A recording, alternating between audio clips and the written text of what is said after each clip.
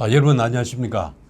비판과 대안TV 사회문제 코너인 혼문 겸눈의 강성주입니다. 해가 바뀌면서 문재인 대통령이 4.15 총선에 올인하고 있는 모습을 보이고 있습니다. 6일에는 청와대 조직 개편이란 이름으로 신복 한 명을 총선에 출마하도록 풀어줬고 또 곧 이낙연 총리의 사표도 수리할 것이라는 그런 얘기가 보도되고 있습니다. 우리 사회의 건강성을 위해 애쓰는 의사 장석일 박사님을 모시고 오늘은 이 문제, 즉 인사권의 행사가 과연 어떻게 되는 것이 바람직한 것인가 하는 문제를 알아보겠습니다. 안녕하세요. 예, 안녕하세요. 네. 새해 복 많이 받으십시오. 아이고, 네, 고맙습니다. 장 박사님, 우선 청와대 인사권에 대해서 우리가 먼저 알아본다고 했는데 그거 말고 지금 날도 춥고 저도 약간 감기 기운이 있는데 중국에서 지금 이렇게 그거 유행한다고 그럴까요? 이렇게 쉬쉬하고 있긴 한데 그 괴질병, 폐렴인가요? 어떻게 어떻게 되고 있습니까? 원인 불명의 폐렴 네. 집단 발생한 내용입니다. 이게 그 후베이성의 우한시죠. 네. 우한시에 이 집단 발병이 돼 있는데 그 전파 속도가 빨라요. 네. 그리고 이게 우리 노량진 수산시장처럼 후안이라는 그 수산시장이 있어요. 주로 거기 상인들이 집단 발병을 했어요. 그래서 이제 12월 31일 날 폐렴이 27명이었는데 1월 5일 날 닷새 만에 59명으로 늘었어요. 이게 전파 속도가 굉장히 빠른 거거든요.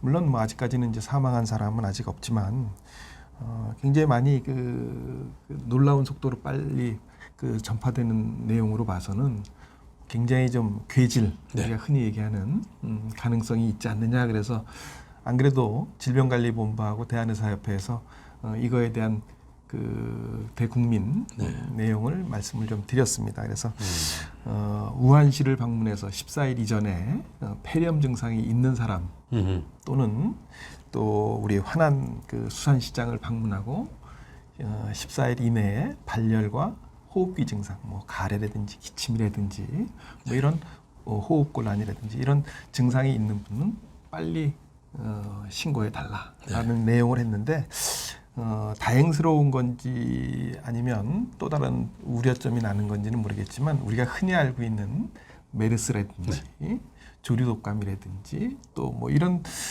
그동안에 있었던 감염하고는 바이러스의 형태가 달라요. 그래서 아직까지는 원인이 무엇인지 밝혀지지는 않았습니다. 16년 전이죠. 2003년에 중국의 사스가 유행한 적이 있었죠. 그렇습니다. 그래서 그건 엄청 많이 죽었습니다. 피해자가 많이 늘었고 또 거기뿐만 아니라 홍콩이 사실은 그때는 뭐 중국도 그랬고 홍콩 인접된 홍콩에서 굉장히 많은 사상자를 냈었습니다. 잘 알겠습니다. 자, 그럼 오늘 전부터 저희들이 얘기했던 국민으로부터 위임받은 권한인 인사권 이것을 너무 쉽게 그리고 너무 함부로 하는 게 아닌가 하는 그런 일반적인 비판이 있습니다. 아까 예를 들어서 봤지만은 그럼 그거와 관련해서 지금도 기업은행에서는 새로 임명된 기업은행장이 청와대 경제수석 출신이 돼서 말하자면은 관치행정 금융의 관치 금융이 되는 거 아닌가 하는 그런 우려와 함께 행원들의 반발을 사고 있지 않습니까? 그런 문제는 어떻게 보세요? 저는 유치원 아이들도 그런 행동의 표현은 잘 안 할 것 같아요. 자기가 주장했던 내용을 금방 그 다음 날 뒤집어서 딴 사람을 비난한다든지 이런 거 참 창피스러워서 안 할 것 같은데. 맞습니다.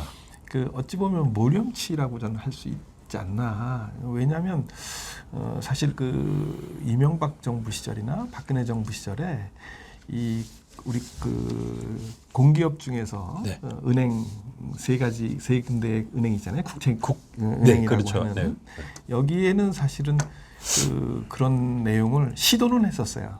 내려보내려고 시도는 했지만 궁극적으로 임명하지는 않았어요. 다 이 금융인들 출신으로 내부 출신이 내부 행장이 출신으로 됐죠. 주로 했습니다. 근데 그때 당시에 이 사람들이 얘기한 게 관치는 독극물이다. 바람물질이다. 저도 이렇게 기억납니다. 그런 표현을 하면서 내부에서 낙하산으로 내려오는 부분에 대해서 굉장히 엄격하게 비난도 했었고 또 일부 의원은 또 낙하산 방지법 뭐 이런 거를 입법 예고도 막 하면서 압박을 했었거든요. 한다고 그랬죠. 예. 맞습니다. 이런 부분들을 놓고 보면 저는 이제 뭐 누구를 내려보냈다 안 내려보냈다 그 자체보다는 네. 저렇게 내가 할 때는 괜찮고 남이 하는 거에 대해서 비난하는 저 행태에 대한 부분이 나는 더 못마땅하다. 맞습니다. 이런 생각이 좀 듭니다. 작년 가을 그 시끄럽게 했던 조국 장관 같은 경우도 바로 그 대표적인 그런 거 아닙니까? 문재인 대통령이 후보 시절에 말하자면 그 전 정권인 박근혜 정권의 그 인사를 비판하면서 하는 이야기가 자기들은 그 인사를 하게 될 경우는 실명제를 실시해서 누가 추천했는지 알 수 있게 하고 그것이 나중에 국민들로부터 역사적으로 심판받을 수 있도록 하겠다고 했는데 저는 개인적으로 진짜 궁금한 게 누가 조국 조국 교수를 민정수석으로 추천했고 또 법무장관으로 추천했는지 저는 그것이 알고 싶습니다. 개인적으로는. 그리고 방금 그 장 박사님 말씀처럼 그 기업은행 또 산업은행 그다음에 수출입은행 이 세 은행은 말하자면 정부가 인사권을 행사할 수 있는 그런 일종의 국책은행 정부가 다수의 그 주주권을 행사할 수 있는 그런 건데 그런 세 군데 그 금융기관에는 말하자면은 뭐 캠프 출신 혹은 그 공무원 출신 뭐 이런 걸 또 내려보냈지 않습니까? 그런 걸로 보면은 조금 전에 말씀하신 대로 자기들이 야당일 때는 그리고 뭐 어떤 대통령 후보라든지 그런 때는 아주 점잖게 뭐 절대 그런 일이 있어서도 안 되고 있을 수도 없고 이렇게 좋은 소리는 다 해놓고 막상 또 당사자가 돼서는 그렇게 위임받은 권한을 제대로 행사하지 않고 지난번에 한번 말씀하셨죠 양두구육이라고. 네, 저 기억나는데 그런 행태를 보면은 저로서는 큰 실망이 큽니다. 예, 아주 그냥 이 정권이 자기 모순이 어디가 끝인지를 잘 모르겠어요. 네. 자기 모순이라는 것 사실 좀 굉장히 부끄러운 얘기인데. 그렇죠. 그게 끝이 어디쯤 갈까에 대한 것이에요. 네. 뭐 본인들이 이제 그런 부분들을 얘기할 때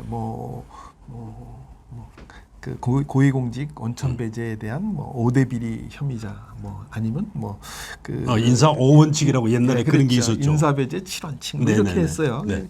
그 5가지 잘 아시죠? 예. 5가지. 제가 한번 꼽아 볼까요?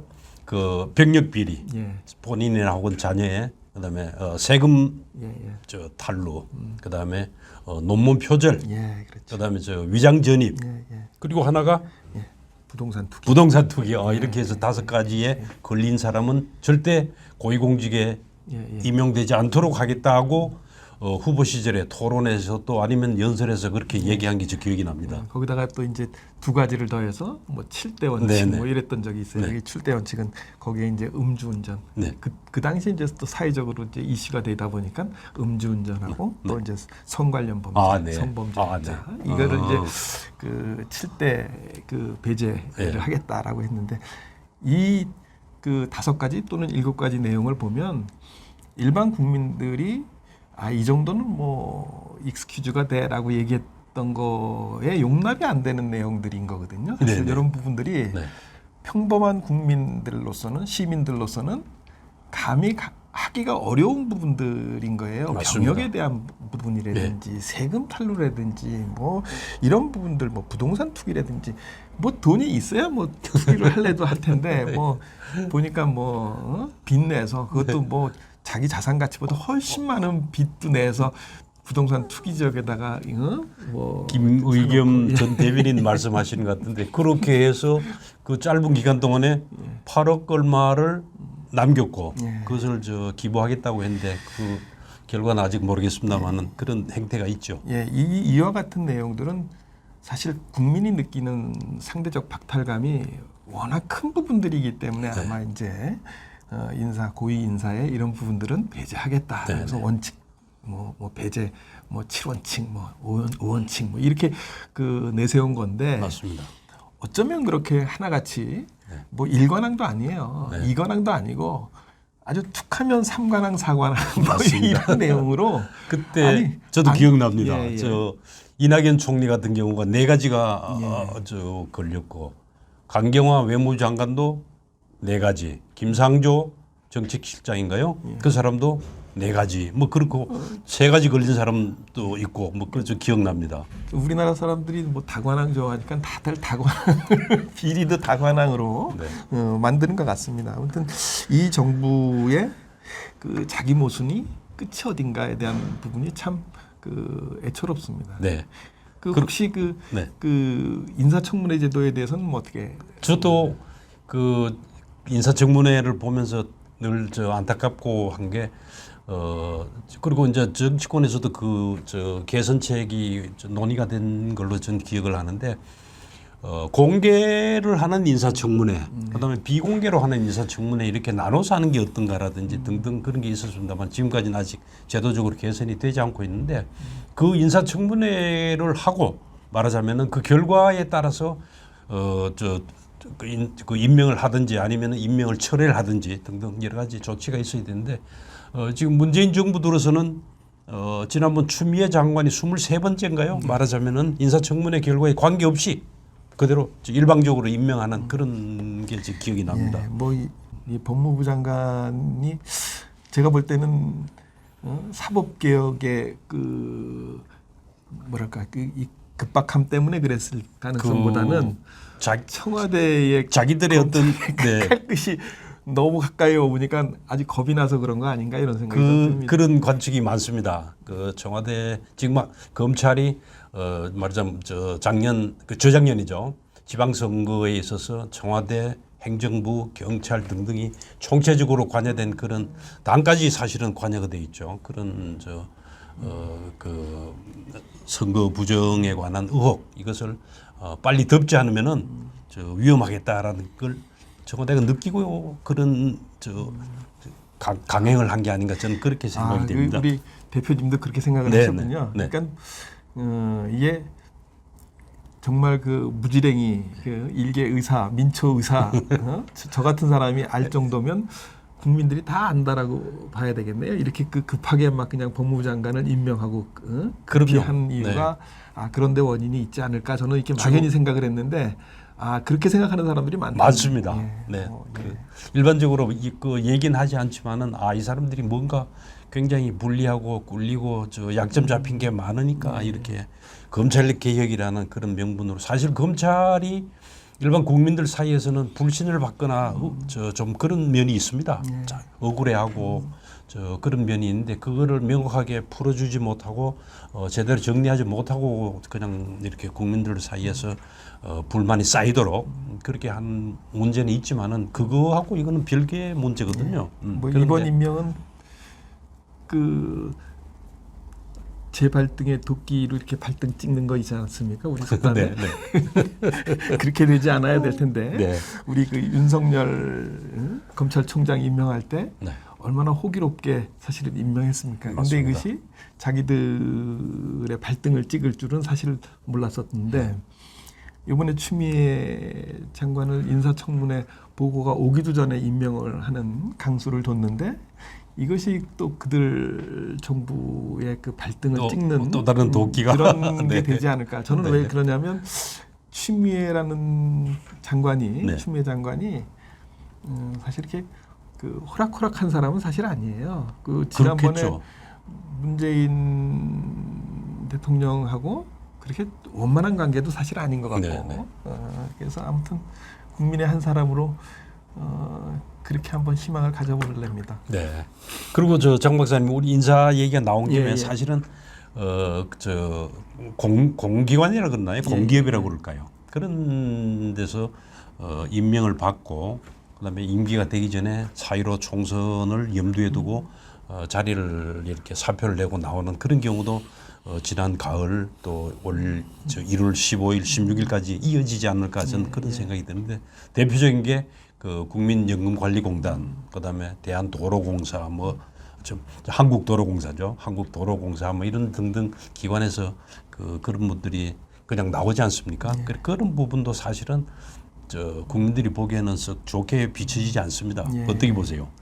저도 썩 좋은 모습이라고 보여지지는 않습니다. 이게 뭐 감투를 얻기 위해서 출마를 전제로 두고선 타이틀을 얻기 위해서 오히려 공공기관이나 네. 또는 무슨 청와대나 네. 또는 이 무슨 행정 관료를 어떤 이력서의 한 줄 좋은 이력을 갖기 위해서 들어간 것 같은 느낌이 들어서 네. 썩 바람직한 모습은 아닙니다. 그러나 이제 우리가 흔히 얘기하는 낙하산도 전문성이 있는 낙하산이냐 네. 또는 뭐 그냥 전혀 전문성이 없이 하는 낙하산이냐 네. 뭐 그 정부의 국정 방향과 이거를 일치하는 사람이 또 거기에 전문가라 그러면 더할 나위 없이 적임자일 수 있는 거죠. 맞습니다. 그러나 지금처럼 말씀하신 것처럼 총선이나 어떤 선거에 나가기 위해서 내 이력에 화려한 타이틀 하나를 얻기 위해서 그런 배려를 목적으로 해줬다. 네. 이건 사실 국민들한테는 굉장히 좀 실망스럽고 국민 경제나 국민 안보나 뭐 이런 거를 그것보다도 자기들 정권을 더 우선시한다는 생각이 좀 들어서 굉장히 씁쓸한 맞습니다. 생각이 듭니다. 예. 제가 자료를 하나 메모를 해봤는데요. 바른미래당이 작년이죠. 작년 연말에 발표한 내용을 보면은 전국 347개의 공공기관의 임원들, 그러니까 네. 사장이든 본부장이든 감사든 그런 임원들이 전부 3,368명에 대해서 전수조사를 했는데 그 중에 말하자면은 낙하산, 캠프 출신 등등 그런 정상적이지 않은 인사가 515명. 그러니까 한 20% 가까이 그렇게 밝혀져 있고 그것에 대해서 전혀 말하자면 개선도 없고 개선할 의지도 없고 왜냐하면은 문재인 대통령이 처음에 취임했을 때 그 당시 바른미래당 대표인 이해운 대표가 청와대에서 그때 회담이 있을 때 얘기를 했거든요. 그런 인사를 하지 말아줬으면 좋겠다고 그랬더니 문재인 대통령이 당시에 흔쾌히 대답을 했습니다. 그렇지 않겠다고. 그런데 계속 해가 갈수록 그 부분의 인사가 늘어난 걸 보면은 대통령도 어쩌지 못하는 그런 어려운 사정이 아마 그러지 있다라고 이해를 해야 되는가 모르겠습니다. 그러지 않겠다는 얘기를 이렇게 A4 용지에다가 써서 써서 그러지 않겠다라고 좋겠죠.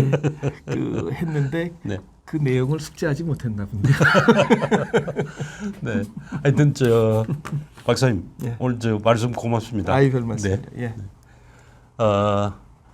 비판가 대한 TV의 혼눈 겸눈은 곤충의 혼눈은 명암을 이렇게 구별하고 그리고 겸눈은 색상과 모양을 이렇게 구분한다고 합니다. 우리 사회에 숨어 있는 이런저런 모습들을 같이 살펴보는 이 시간. 오늘은 청와대 위임된 권력인 인사권을 너무 자의적으로 또 총선을 위해서 그나마 또 흐트러지는 그런 모습에 대해서 오늘은 살펴봤습니다. 감사합니다. 아유 고맙습니다. 네.